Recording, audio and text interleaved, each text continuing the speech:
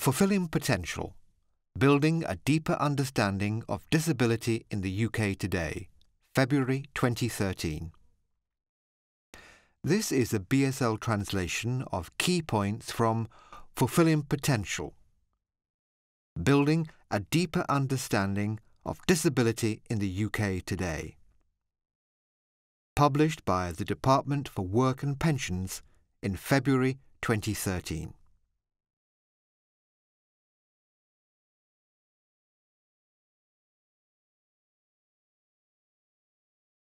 Full versions of all these documents in English can be found on the Office for Disability Issues website at www.odi.gov.uk/fulfilling potential. Aims of Fulfilling Potential – Building Understanding.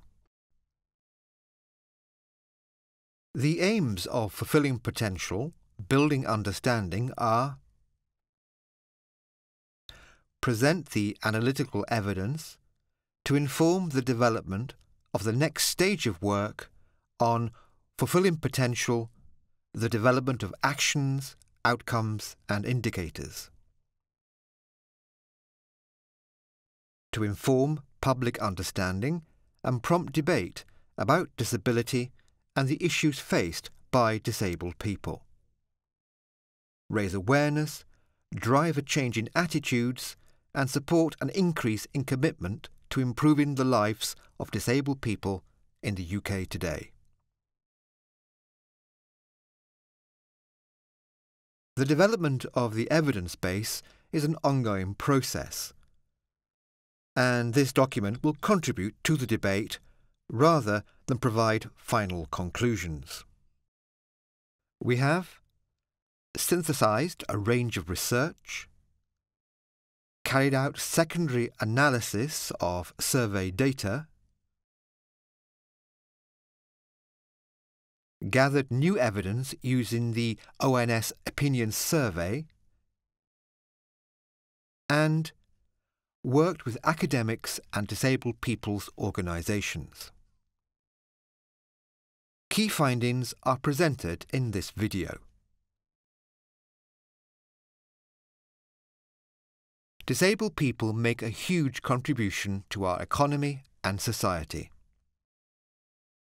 More than 3 million disabled people have a job or work for themselves, many serving the community directly or in high-profile roles. Over half of disabled people play an active role in civic society. For example, as a local councillor or school governor, or doing voluntary work. Well over 1 million disabled people are unpaid carers, and around 180,000 disabled people are professional carers. Disabled people's spending power in the UK is estimated to be at least £80 billion a year.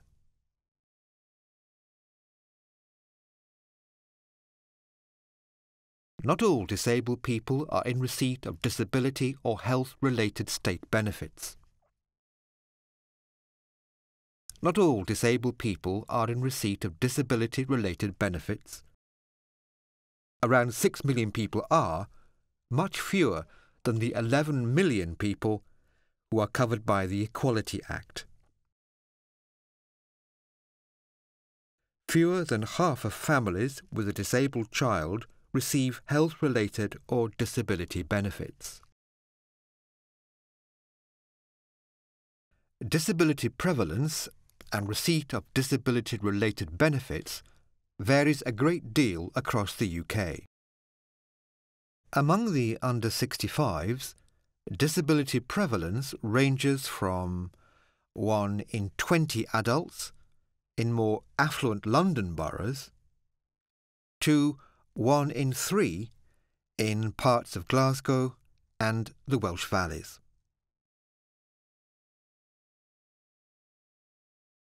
Disabled people want the same things from life as everyone else. Choice and independence are important to disabled people just as it is for non-disabled people. Good health and family life are key to quality of life. 3/4 of disabled people feel they have choice and control in their lives, slightly less than the rest of the population. Although not always acknowledged, family and friends, not the state, are the main sources of help for disabled people with everyday activities. Disabled people in receipt of a personal budget feel that they have more choice and control, although many disabled people experience difficulties managing a personal budget.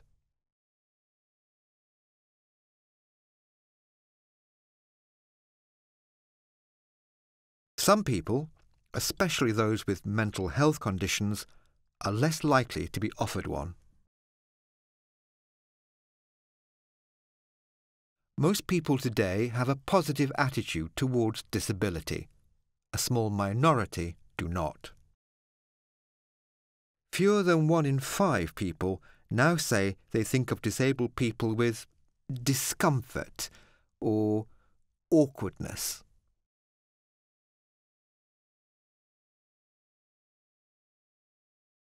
8 out of 10 British people think the Paralympics had a positive effect on the way disabled people are viewed.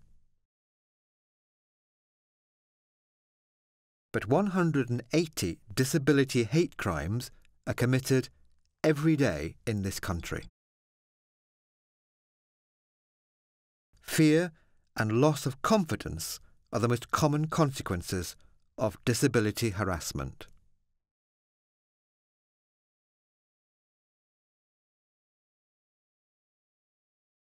Prosecutions and convictions for disability hate crime fell in 2011-2012 after rising 3 years in a row, only partly due to fewer referrals from the police.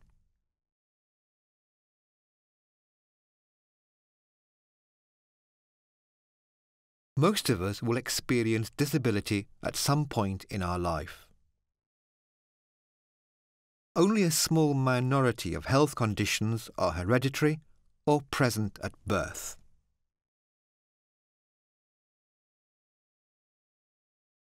We are increasingly likely to experience disability as we get older. Half of the over 65s and 2/3 of the over 85s are disabled. The disabled population over 65 is forecast to grow by 86% by 2026. Disability is an extremely diverse experience and means different things to each of us. A very large number of people with a health condition or impairment, over 11 million, are protected from discrimination by equality law. Around a quarter of those people describe themselves as disabled. At different times of life, some impairments are more likely than others. Many health conditions fluctuate. Up to 1 in 3 people with a health condition or impairment say it is not present a year later, and around 1 in 12 acquire an impairment during the course of a year. Some people are more likely to experience disability than others. For example, people above state pension age, people with low or no qualifications, people with low income.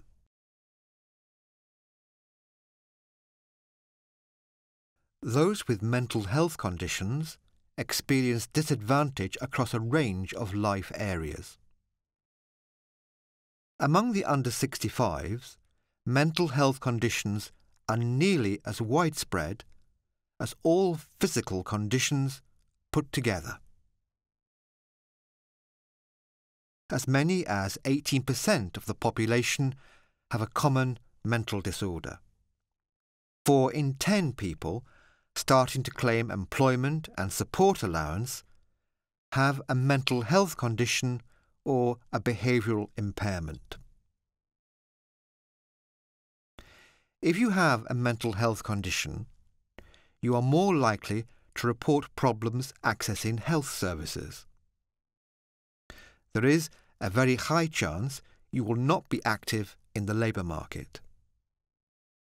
You have only a 1 in 8 chance of being in work, and you will be more likely to experience social isolation.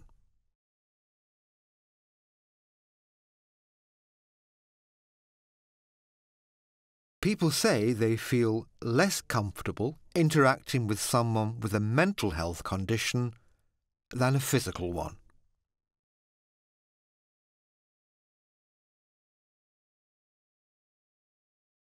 Barriers are reducing in some areas. Pupils with special educational needs without a statement are closing the gap in educational attainment at key stages 2 and 4. Using a relative measure, disabled people are now less likely to be living in poverty than in the mid-2000s. The number of disabled people aged 19 without a Level 3 qualification has reduced, and the gap between disabled and non-disabled is closing. Difficulty accessing transport has reduced by 1/5 since 2005. Difficulty accessing goods and services has fallen by 1/4.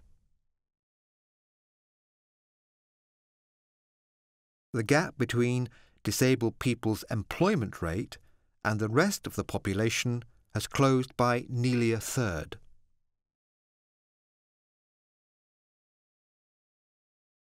Public attitudes towards disabled people in the UK and across Europe have improved since the mid-2000s, though this varies by type of impairment.